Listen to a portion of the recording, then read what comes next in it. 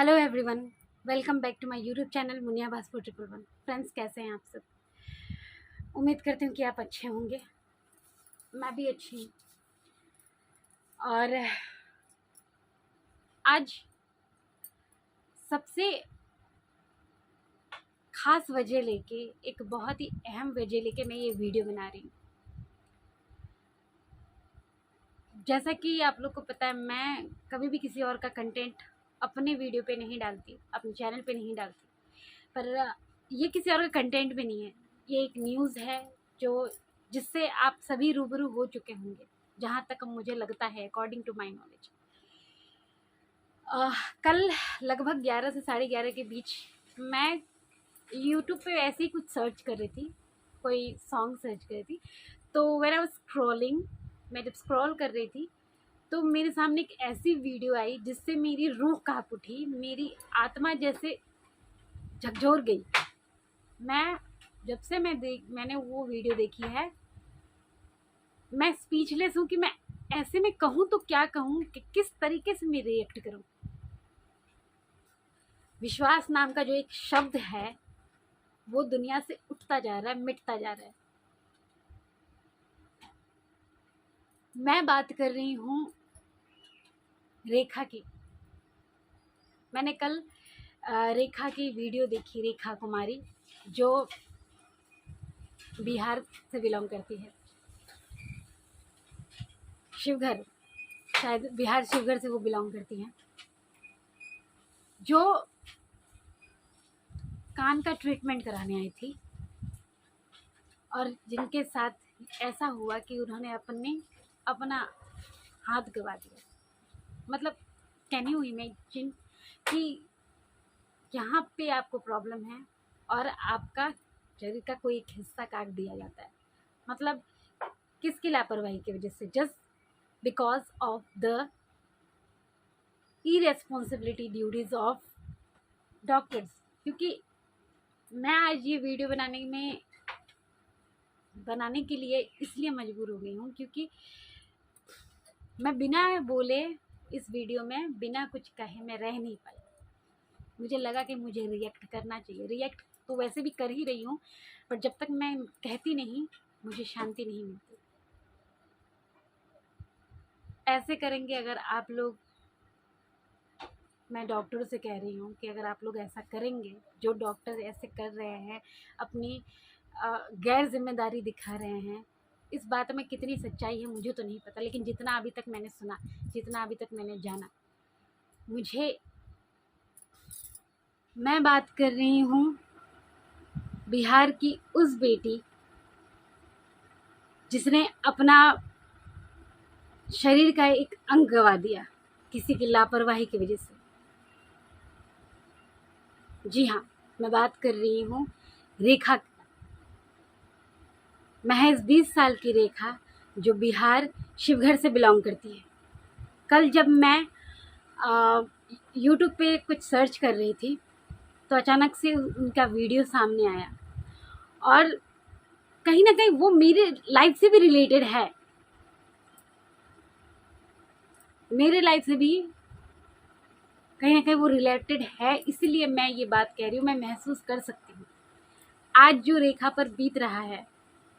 मैं रेखा को क्या ही कहूँ। मैं रेखा को, चलिए जो भी कहना है बाद में कहूँगी। आप लोगों ने तो न्यूज़ देखी होगी, सुनी होगी।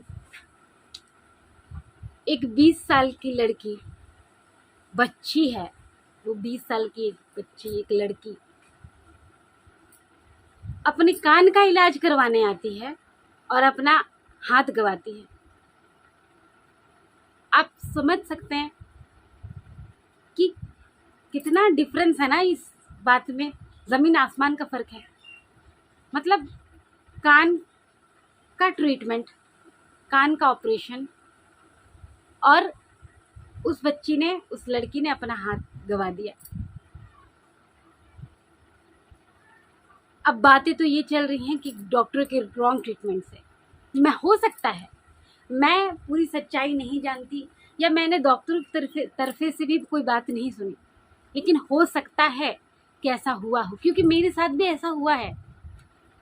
मैं भी जब 13 दिन की थी, जब मैं जली थी, एक 1.5 साल के बच्चे ने, 1.5 साल का बच्चा भी कौन था, मेरे मामा का बेटा था, जब उसने गलती से मेरे ऊपर वो दिया गिराया, वो 1.5 साल का बच्चा क्या जानता है, उसने भी, वो भी खेलते कूदते आया, जब उसको मेरा चेहरा अंधेरे में नहीं दिखा, पास में मिट्टी के तेल का दिया पड़ा हुआ था, उस दिए को उसने उठाया और वो मेरा चेहरा देखने आया, उसके हाथ से वो दिया स्लिप्ट होके मेरे ऊपर गिर गया।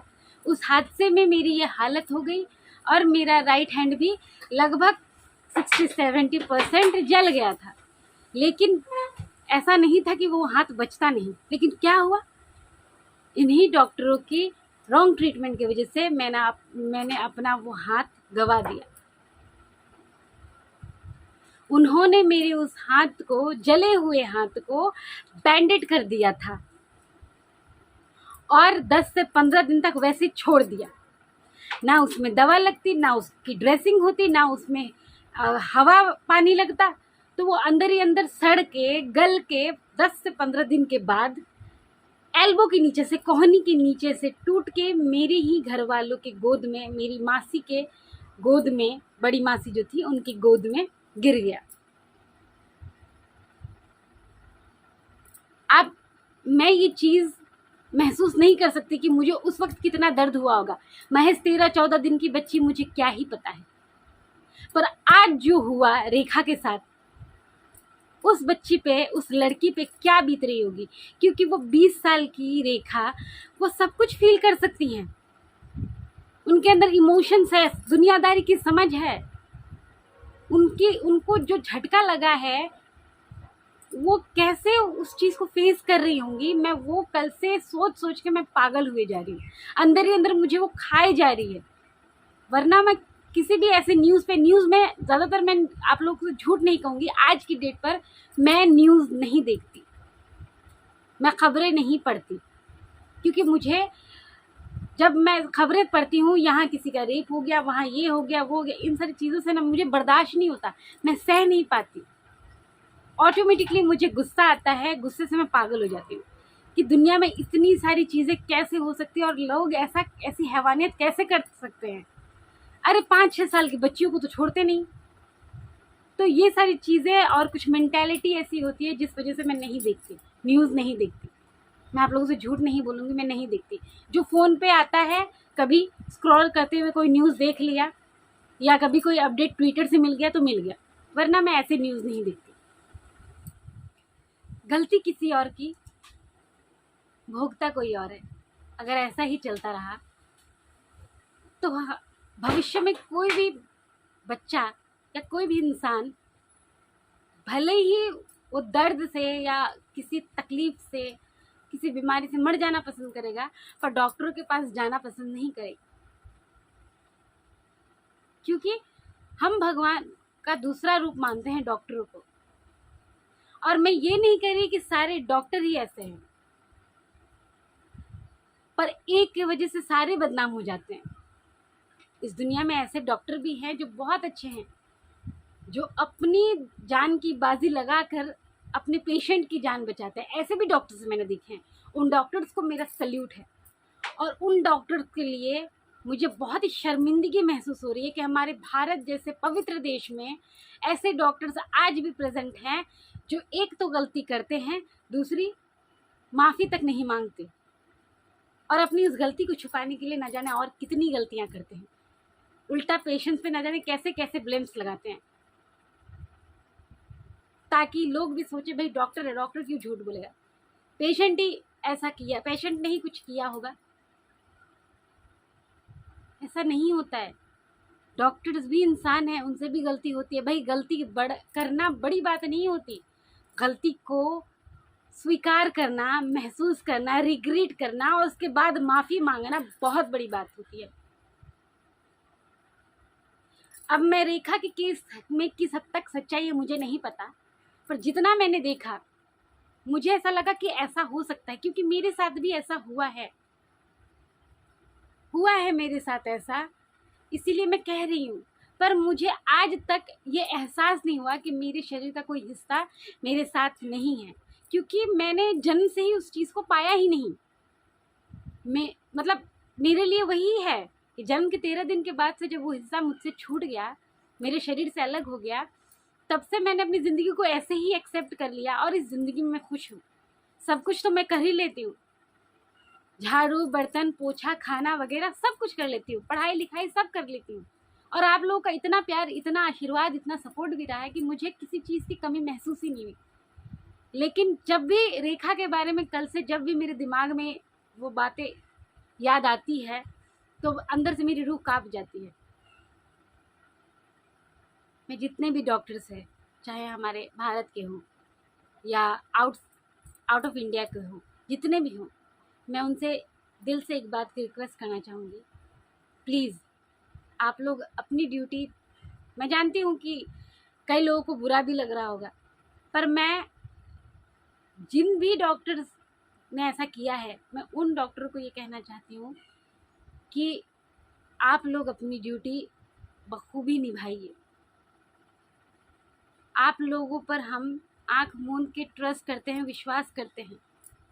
अरे आप लोगों की वजह से और भी उम्दा जो डॉक्टर्स हैं, जो अपनी ड्यूटी को पूजा मानते हैं, जो पेशेंट के आगे कुछ नहीं समझते, जो अपनी फैमिली को भी बाद में रखते हैं पेशेंट के पहले, वो भी बदनाम हो रहे हैं।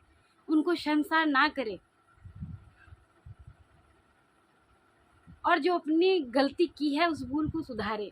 मैं मानती हूँ कि रेखा का जो हाथ है वो वापस नहीं आ सकता, पर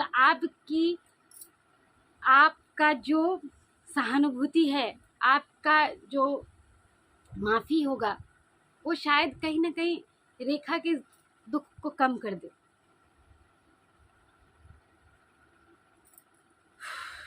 मैं क्या ही बोलूँ, मैं क्या बोलूँ, मुझे तो एकदम बोलने का कुछ समझ में नहीं आ रहा कि मैं क्या बोलूँ। और दूसरी बात, रेखा, मैं आपसे, अगर आप मेरी ये वीडियो देख रही हैं, मैं नहीं जानती कि आप ये वीडियो देख पाएंगी या नहीं पाएंगी, या फिर आप पर तो लोग कितने सारे लोग जा रहे हैं आपका इंटरव्यू लेने के लिए, आपकी बहन से भी बात हो रही है। मेरा भी बहुत मन हो रहा था कि मैं आपसे आके मिलूं, बट ये पॉसिबल नहीं है अभी, क्योंकि मैं आसाम से बिलोंग करती हूँ, आप बिहार में हैं। बिहार जाना फ़िलहाल मेरे लिए पॉसिबल नहीं है। तो मैं आपसे एक बात कहना चाहूँगी, मैं आपको सहानुभूति नहीं दे रही, मैं आपके साथ कोई मतलब हमदर्दी नहीं जता रही, क्योंकि मैं भी उस दुख से गुजरी हूँ। मैं आपको एक बात कहना चाहती हूँ, आप हिम्मत ना हारें, क्योंकि एकमात्र आप में ये काबिलियत है कि आप उस दर्द को, उस दुख को, उस सच्चाई को झेल पाएँ। इस वजह से ही किसी न किसी बहाने से ऊपर वाले ने आपकी परीक्षा ली है। हिम्मत दिखाइए। और जिन्होंने ये रिश्ता काटा है, ठुकराया है, अच्छा है, उन्होंने पहले ही अपनी असलियत दिखा दी। क्यों? मैं पूछती हूँ फ्रेंड्स, आप लोग मुझे एक बात बताइए, एक ऐसी लड़की से, आप नॉर्मल लड़की से आप लोग शादी की बात करते हो, सब कुछ फिक्स हो जाता है, और अचानक से उस लड़की के साथ कोई घटना हो जाती है, आप उस लड़की को अपनाने से इनकार कर देते हो। क्यों? क्योंकि वो आप अभी वो आपके बेटे के काबिल नहीं रही, क्योंकि उस बंदी का एक हाथ चला गया तो वो एकदम बेकार हो गई। कल को आपकी बेटी के साथ आपका होने वाला दामाद या आपके ससुराल वाले ऐसा करे तो आपको कैसा लगेगा? या कल को शादी होने के बाद अगर रेखा के साथ ये दुर्घटना होती तो इसका मतलब उसके परिवार वाले, उनके ससुराल वाले, जो भी हैं ससुराल वाले, वो छोड़ देते रेखा को, उनके हस्बैंड, रेखा के जो पति हैं, रेखा को डाइवोर्स फाइल कर देते, है ना? यही है रिश्तों की अहमियत, यही है कद्र। मैं मानती हूँ कि उन्हें ये रिश्ता नामंजूर हो गया, चलिए, लेकिन क्या इस सिचुएशन में उन्हें ये बात कहनी ज़रूरी थी? क्या वो इस सिचुएशन में उस लड़की का साथ नहीं देख सकते थे इस दुख में? क्या वो इतनी बेकार हो गई? नहीं है वो बेकार, वो बेकार नहीं है। रेखा, आप बहुत स्ट्रॉन्ग हो और स्ट्रॉन्ग बनने की कोशिश करो, इस दर्द से निकलने की कोशिश करो। किसी के चले जाने से या शरीर का एक हिस्सा जो है वो अपने से जब बिछड़ जाए, इसका मतलब ये नहीं है कि आप या आपकी ज़िंदगी बिल्कुल ख़त्म हो चुकी है। मुझे शब्द नहीं मिल रहे, मैं किन शब्दों से आपको समझाऊं या क्या बताऊं आपको। खूब लड़ी मर्दानी वो तो झांसी वाली रानी थी। हम औरतें पता नहीं क्या क्या करते हैं। हमें आगे बढ़ने के लिए शरीर की नहीं, हमें आगे बढ़ने के लिए हमारी हिम्मत की, हमारे हौसले की ज़रूरत है। रेखा, आप हिम्मत रखिए। मैंने भी एक वक्त पे अपना सब कुछ खो दिया था, पर आज मेरे पास सब कुछ है। अपनों का प्यार है, पूरे इंडिया का आशीर्वाद है। मैंने बहुत हिम्मत की, मैंने भी बहुत कुछ सहा है रेखा। आपको भी सहना होगा, आपको वॉरियर बनना होगा, ज़िंदगी से लड़ना होगा, क्योंकि मैं हमेशा कहती हूँ life is all about struggle. So मैं रेखा और आप सभी के रेखा के फैमिली वाले को मैं ये कहना चाहूँगी कि इंसाफ मांगिए मत, हक से अपने इंसाफ को छीनिए। इंसाफ मांगने से नहीं मिलता है, नहीं मिलेगा। आप लोग लड़िए, क्योंकि ये आज रेखा के साथ हुआ है, कल को कोई और रेखा के साथ भी ऐसा हो सकता है। और मैं नहीं चाहती कि कोई और मुनिया, कोई और रेखा ऐसी गलती का शिकार हो जिनके वजह से उनकी ज़िंदगी नर्क बन जाए। आप लोग हिम्मत दिखाइए, हिम्मत मर्दा तो मदद खुदा। हिम्मत दिखाइए, हम सभी आपके साथ हैं, हम सभी की दुआएं आप सबके साथ है। जहां आपने इतनी हिम्मत दिखाई है, वहां थोड़ी हिम्मत और दिखाइए और आगे बढ़िए। अपने इंसाफ के लिए, अपने हक के लिए लड़िए। बाकी उन औरतों के लिए, उन लड़कियों के लिए लड़िए जिन्होंने ये दिन देखे हैं, और जो ऐसे दिन ना देख पाए, हमें वो कोशिश करनी है। तो रेखा, बी ब्रेव, हिम्मत रखिए। आपको आगे, बहुत आगे जाना है। जो आपकी कमज़ोरी है ना, उसे आप अपनी ताकत बनाइए। आज मुझे मेरा मतलब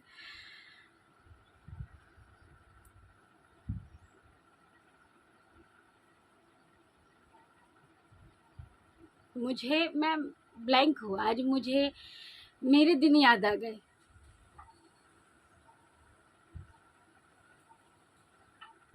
क्यों आप लोग ऐसा करते हैं? मतलब किसी के साथ अच्छा नहीं कर सकते तो उसके साथ गलत करने का हक आपको किसने दिया है? आप उस बच्ची का इलाज नहीं कर सकते थे तो आप मना कर देते। क्यों आपने उसकी ज़िंदगी के साथ खेला? मैं बाकायदा समझ सकती हूँ कि उस लड़की के दिल पे क्या गुजर रही होगी।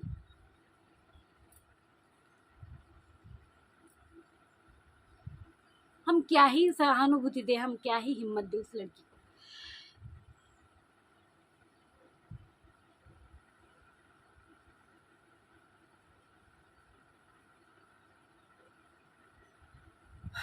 मैं ब्लैंक हूँ। मैं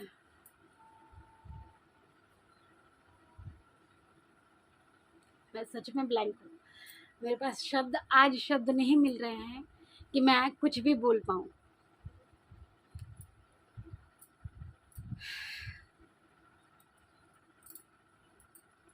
बस माता रानी से यही प्रार्थना रहेगी कि उस बच्ची को हिम्मत मिले और वो इन सब चीज़ों से जितनी जल्दी हो उभर पाए। और मैं जितने भी न्यायाधीश अगर कहीं ना कहीं मेरी इस वीडियो को देख रहे हैं, अगर मैं ये कहूँगी कि जो भी लोग मेरी इस वीडियो को देख रहे हैं, भले ही लाइक ना करें, कमेंट ना करें, लेकिन इस वीडियो को शेयर ज़रूर करें। उस लड़की के जितने भी वीडियोज़ हैं उसे शेयर ज़रूर करें। उसे इंसाफ मिलना चाहिए, रेखा को इंसाफ मिलना चाहिए, क्योंकि रेखा को एकमात्र उस रेखा को ही इंसाफ नहीं मिलेगा। न जाने कितने ही रेखाओं को इंसाफ मिलेगा, न जाने कितनी लड़कियों को इंसाफ मिलेगा, जो भगवान ना करे जो आज रेखा के साथ हुआ है वो कल उनके साथ हो। रेखा ही क्यों, किसी भी इंसान के साथ नहीं होना चाहिए। तो क्यों ना हम लोग इस चीज़ को लेकर कम कुछ नहीं कर सकते तो इतना तो कर ही सकते हैं कि उनकी उस न्यूज़ को, उनकी उस वीडियो को हम जितना हो सके शेयर करें। उन्हें इंसाफ मिलना ज़रूरी है, क्योंकि ये हमारे भविष्य की बात है। हमारे बच्चे, हमारे जो इंडिया के लोग हैं, हमारे जो भाई बहन हैं, हम नहीं चाहते कि दोबारा कोई भी रेखा या फिर रेखा की जगह में कोई और वहाँ पे हो या उनके साथ ऐसा हादसा हो। और रेखा, शादी सब कुछ नहीं है। आप आगे तो बढ़िए, ज़िंदगी के इस दर्द से जो आपको ज़िंदगी ने दी है, इस दर्द से उभर के कुछ ऐसा कर गुजरिए कि दुनिया आपसे पूछे कि आप शादी कब करेंगी, और लोग आपसे शादी करने के लिए तरसे। अच्छे अच्छे लोग शादी करने के लिए कतार में खड़े हों आपके आगे। आप उस काबिल बनिए। चलती का नाम है ज़िंदगी रेखा, सो बी ब्रेव। फ्रेंड्स, आज मुझसे कुछ बोला नहीं जा रहा है, तो मैं आज ये वीडियो यहीं पे एंड करती हूँ। फिर मिलेंगे एक नए वीडियो के साथ। तब तक के लिए आप लोग अपना ख्याल रखिए। और वीडियो का मैं क्या ही कहूँ, जो भी लगा हो, जैसा लगा हो, भले ही मुझे सब्सक्राइब ना करे, भले ही मुझे एक लाइक कमेंट ना करे, पर उस लड़की को इंसाफ मिलना चाहिए। और इसके लिए हम इतना तो ज़रूर कर सकते हैं कि हम उनकी वीडियोस को शेयर करें। और अगर अब तक आप लोगों ने उनकी वीडियो नहीं देखी है तो प्लीज़ जाके देखिएगा, और आप ही लोग फैसला कीजिए कि क्या किया जा सकता है उनके लिए, या उनको इंसाफ मिलना चाहिए या नहीं। ओके फ्रेंड्स, मिलते हैं। जय माता दी, बाय बाय।